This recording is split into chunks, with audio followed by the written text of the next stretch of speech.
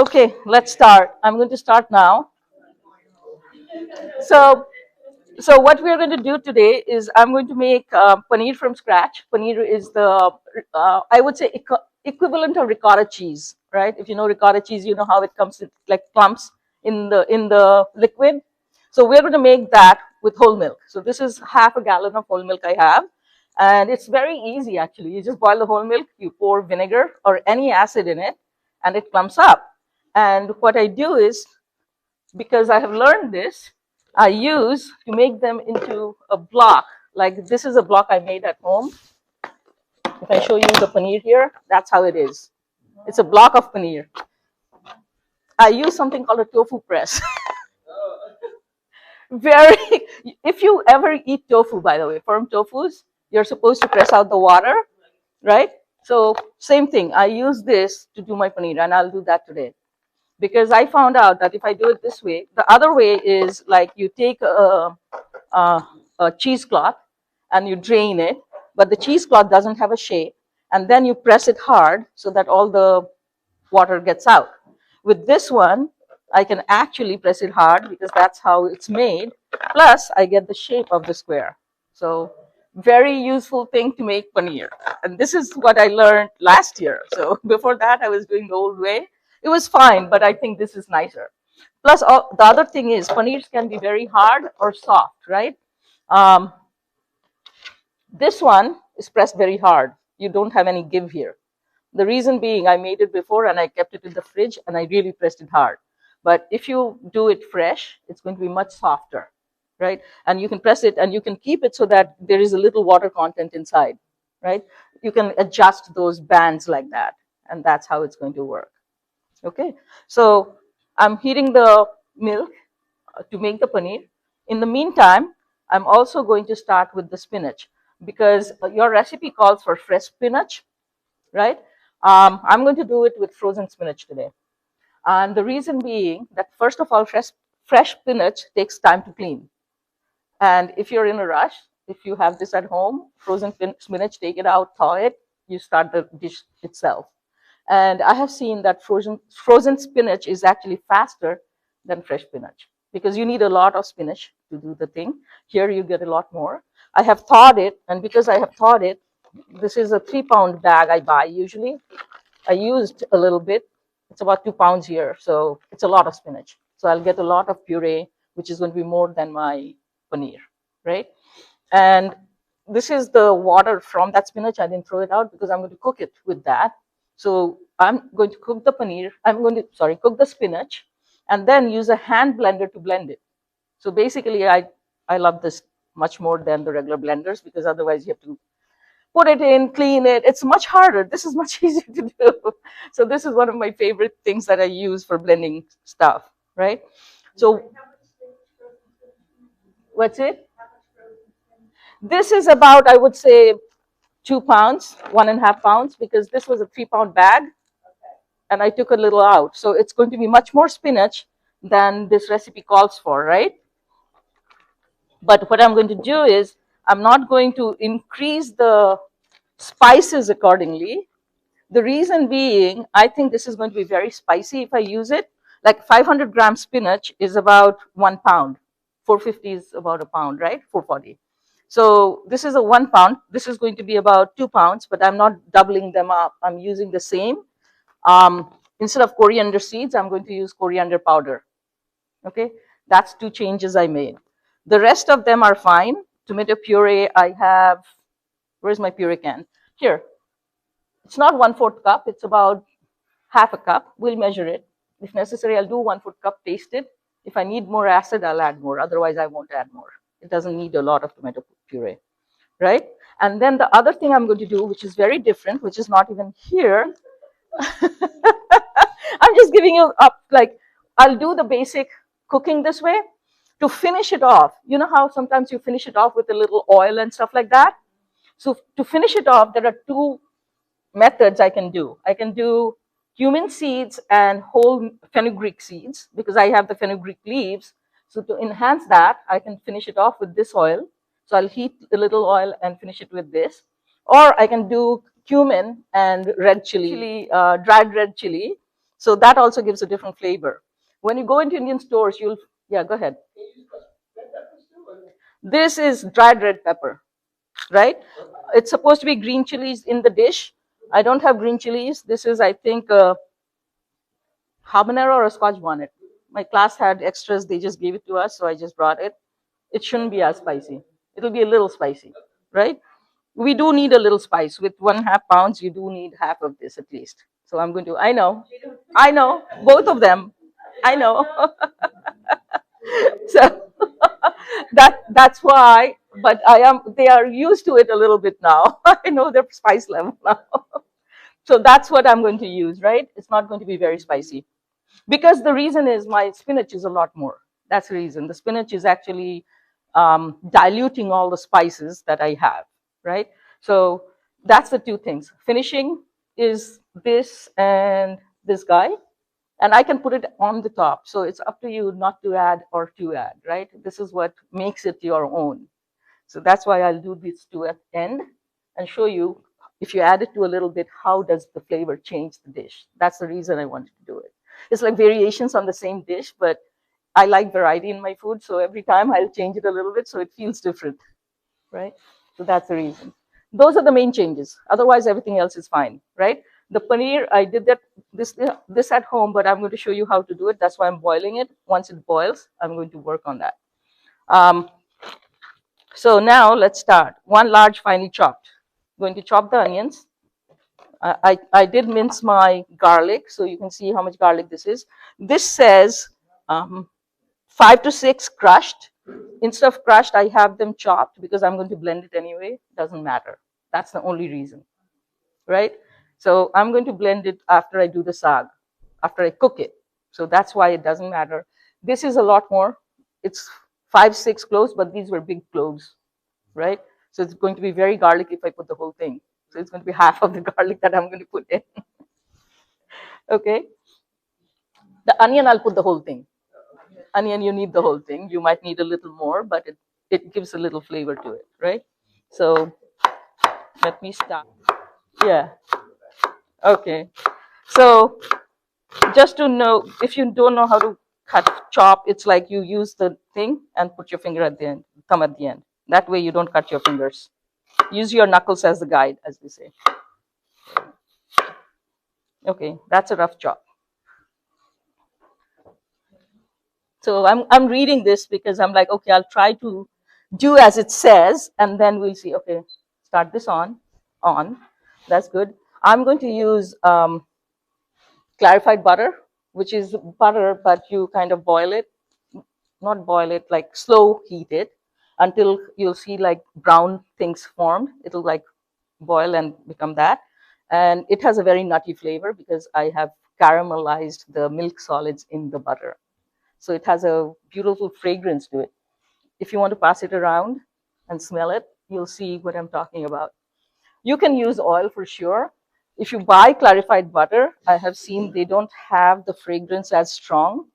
So usually many times you'll see I will start with this in the oil, but this time I'm not because I'm going to blend it. That's why I'm putting it at the end. That's the main difference between why I'm putting it at the end versus the beginning, because I know if I blend it, you'll have these blended too, and it won't blend well because it's a hand blender. It's not really a strong, big blender, right? So that's why it's better to have it raw and the smell and the fragrance coming in later. That's what we'll do. So once it's hot, you see, the milk is coming to a boil.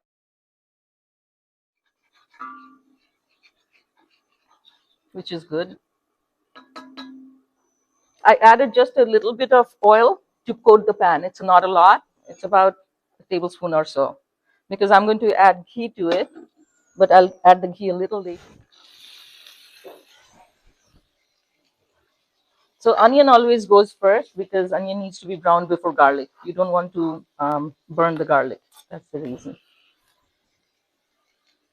Yeah. And after this, I'll put in my spinach because I want it to wilt and cook. Though it's frozen, one way to cook it, you can cook it in the microwave, by the way. Microwave vegetable steam work great. but I've also done it on the stove top. Takes a little time, but you just need to cook it to make sure that the raw spinach smell is gone. That's the first thing you want to do, because otherwise spinach doesn't taste good with that raw smell. The milk's coming to a boil, and this is the hard part because I'm always like, my milk always flows over. I don't know why, but it does. So I'm going to put about 1 tablespoon in there. There. And my half garlic. Why? I think that's more than enough. I'm not going to do more than that. Let me also cut this one. I'm keeping an eye on the milk, but even then, sometimes it's not easy. So the spinach goes in.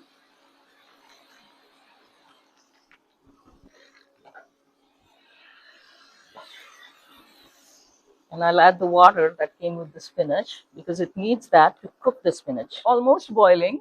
It's not there yet.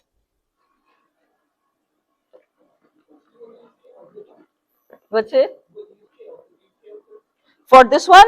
No, it's going to be spinach because spinach is softer than kale, right? So that's the reason you want spinach here. I'm putting high heat here now because I want it to cook. And there was a cover here, I think, for this one. Yes, right behind me. So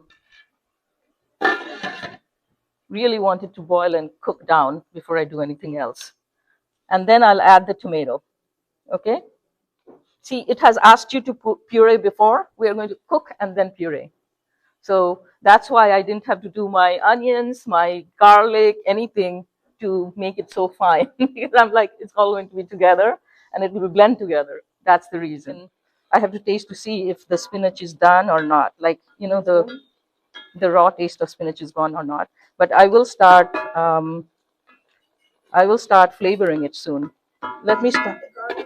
Yes, the garlic onion was sauteed first, and the chili, and then I put the frozen spinach. Right? I didn't put any other sauces or salt or anything yet. Let me start.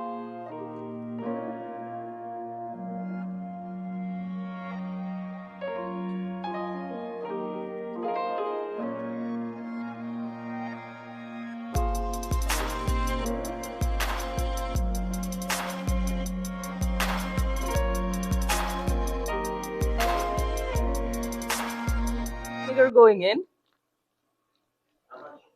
This is 1.5 tablespoon I put in, and depending on how much I need more, I'm going to add more.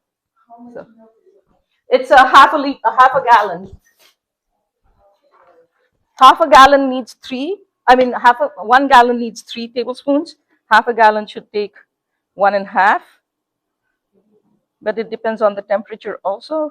You can see it curdle if you have a close-up look. Let me take a picture of that so that I can.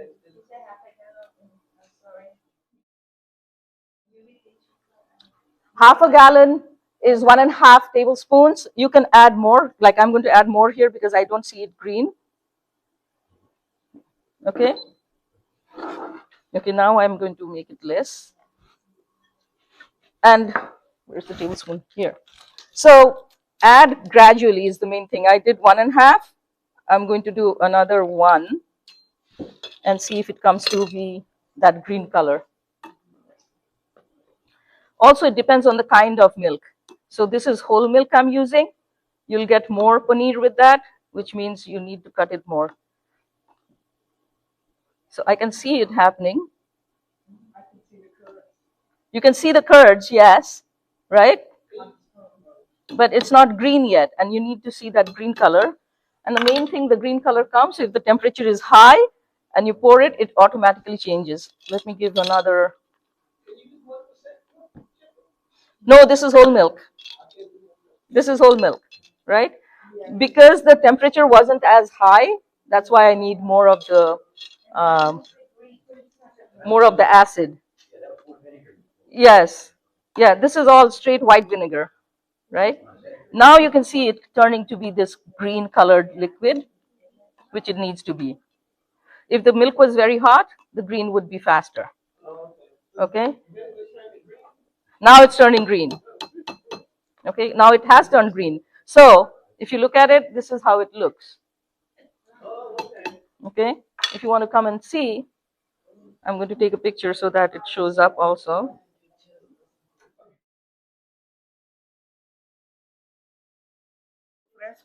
Yes. Yeah, so Queso fresco is also like this? yeah, And then you it's a strain it? gallon of milk and 2/3 cup vinegar. Right. Yeah, Same thing. about the same. About exactly the same. Each culture names it different. So yeah, you can make cheese sticks, you can make anything. But it's hard, it's not soft, right? Like mozzarella is soft. This one is not soft. It's not going to melt when you heat it. Okay? It's going to get soft, but it's not going to melt. That's the difference. So I did this with half a gallon, and then I did this one with the other half gallon, as you can see. You can see how this is softer. Look at how soft this is, right? Because I didn't press it as much as that one. So that's why the difference between the two. If you want to taste the little ones, I can give it to you in a bowl. Here. I know I'm using my hands. I'm not supposed to, but sorry about that. We forgive you. I know. In class, I get screamed at if I'm doing this. They claim that people that use gloves to cook in restaurants and stuff is not as sanitary Thank you. because you don't wash your hands. No, they do. It's like we have to wash our hands. They were saying some restaurants, because they have gloves on, they don't wash their hands as much because they Yeah, I wash and wipe all the time. But then before you serve food, you have to have gloves on because you were cooking something else. So putting the gloves on keeps that barrier. So before serving, you should always wear gloves. I mean, I'm just running here. That's why I'm not. You didn't put salt in the cheese. I did not put salt in the cheese. So now when I'm going to fry it, I'm going to salt it. Oh, okay. So you flavor it. Yes, absolutely. Hold on. Good point because I was going to forget that. So, and then this one I will fry with clarified butter because you want that smell there, right? So that's the reason. taste this. Yes, please go ahead. That is for tasting. Right? So, and usually I put turmeric, but I think I forgot to bring turmeric today. Anybody over there want to? Yeah. Just little milk curds, right? That's all it is.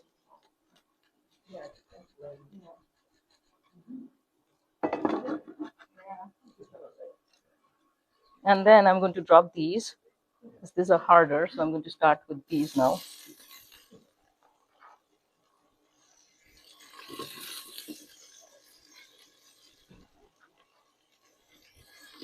Because I'm using the wok, otherwise this is something you do in the saute pan, not right? Oh, okay. Okay. Yeah, Okay. yeah. Well, and you do it in non-stick if you do have that. Okay. I think this is almost done. I'm going to yes, So this rice is already cooking? yes. It's been automatic. It's automatic, so it's cooking. I don't have to worry about it. This is not salted either, if you remember, right? So I'm going to salt it first. I think that should be good. Each salt is different, so you should taste your salt. And this is actually, I think, sea salt, right? Yeah. Look like that. I'm going to dump in all the spices that I have. That's listed in your thing, right? I measured them and kept them here, like I said. So instead of just, okay. The only thing I'm not putting is this one. This I'll put at the end. This is Kasuri Methi. It's a fenugreek leaves, but if you smell it, it's dried fenugreek leaves. Yeah. Yeah. Dried celery? No, fenugreek leaves. Take a smell of that. It has a different kind of smell to it, right? Yeah. Very fragrant, Right. but it is a little bitter, and it's supposed to be good for you. It's health-wise. That's what the spice on this one will be. Anybody want more? And then I'm going to give the 1/4 cup. Cup. 1/4 cup, yes. So that's about 1/4 cup. I love this broth. Thank you. Now I'm going to blend this. The question is, do I blend it here or put it someplace and then blend it? What do you think? Yeah. No, I can blend it here, but I'm scared that I might hurt the wok. I don't want to hurt the wok. It's a steel wok, though. I don't think it would hurt the wok. It won't hurt the wok because it's a steel wok, right? The blade Okay. is not that. Put the heat off, and I'm going to blend it. I'm doing low first.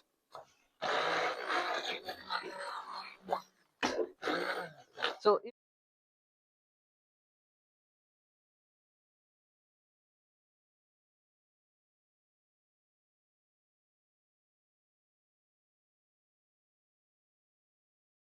taste more.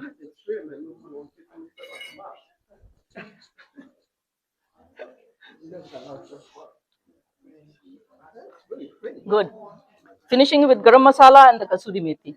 So that one needs to cook a little bit more. And garam masala is nothing but a blend of cardamom, cinnamon, and clove. Equal proportions. Yeah, garam masala. When you buy it in the stores, they have black peppers and other things. So best is to do it at home because each garam masala blend is different. Okay, so the biryani garam masala has like fennel seeds and black pepper and things like that. Yes, and this one is just cardamom, cinnamon, clove, nothing else, right? And this gives a good flavor to it. Cardamom, cinnamon, clove. Cardamom, the green ones. Right. The green cardamom, cinnamon, and clove. See, 3 C's. So if you already have those three things, how do you just make that? I make it and keep it. Oh, okay, got it. You know, lot of if you're cooking with a cuisine, usually or many of them will have things. See, this is 14 more minutes. Yeah, just let them steam out. Will have it where you're going to get that. Okay, now I'm going to add a little more ghee to this because I saw the fat content was a little low. I did a teaspoon every time. So now I can put it on again. And it will finish with this. Then I'm going to add the paneer. And the curry is done. It's a lot of spinach too, which is good for you, right? It's a way to eat spinach. Yes. I mean, spinach is such a good vegetable or a leafy green that it's really tasty, but people don't like it when it's not cooked right. Because many times what happens is people don't cook spinach to the point of it gives away that bad smell, I think. That's why people don't like spinach. It has that aftertaste and the smell. But when you really cook it, it shouldn't have any of that. Okay. Oh, you got your thing, right? Dairy? You got your... Okay, lucky. I have some. This is what you usually have, right? And if you want to add more water, you can, but personally, I don't like too much water. I like it a little thick, on the thick side, because then you can have it with bread also. Oh, okay. My first thought was to serve this with pasta, like a pesto sauce, because I'm like, this goes very well like a pesto sauce. Right. But then I said, I want to show you how to use the whey. So that's why I had to do the rice. I had to switch to rice because of that reason. Oh, okay. So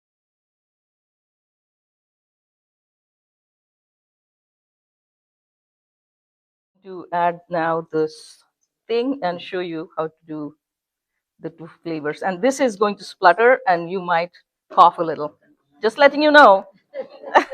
This is where the smell of Indian cooking comes from. So this is the cumin and the fenugreek seeds, right? Which will enhance the fenugreekiness of that. So I'll do 2 bowls with with these two. Yeah. And then you can taste the differences. That's why I want to do a little bit. Okay. And I'll do another one with the other one. So if anyone wants to taste it, you can see. And the rest is here. If you want more, you can add to it, right? I'll keep it in 2 different bowls. Just let it smudge there. Good. Okay, and this is the sputter time. So it's hot enough. Which one would I do first? Where is that? There you go. Yeah, put it over there. Yep. So, and it turns brown. That's all you need. You can smell it. Of that thing now. I know, I got it up. Can you smell it? That's the Indian fragrance that you're getting, the cooking one. So this is one. I don't want to use a plastic spoon.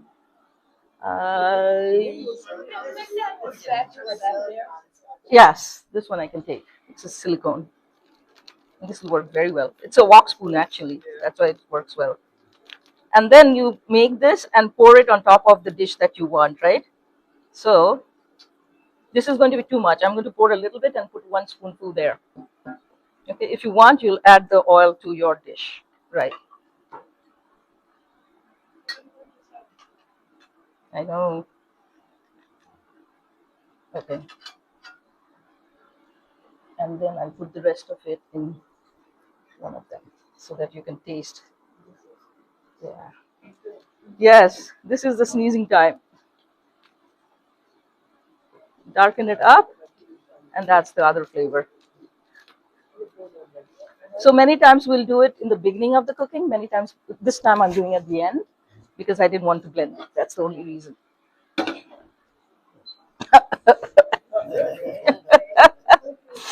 Yep.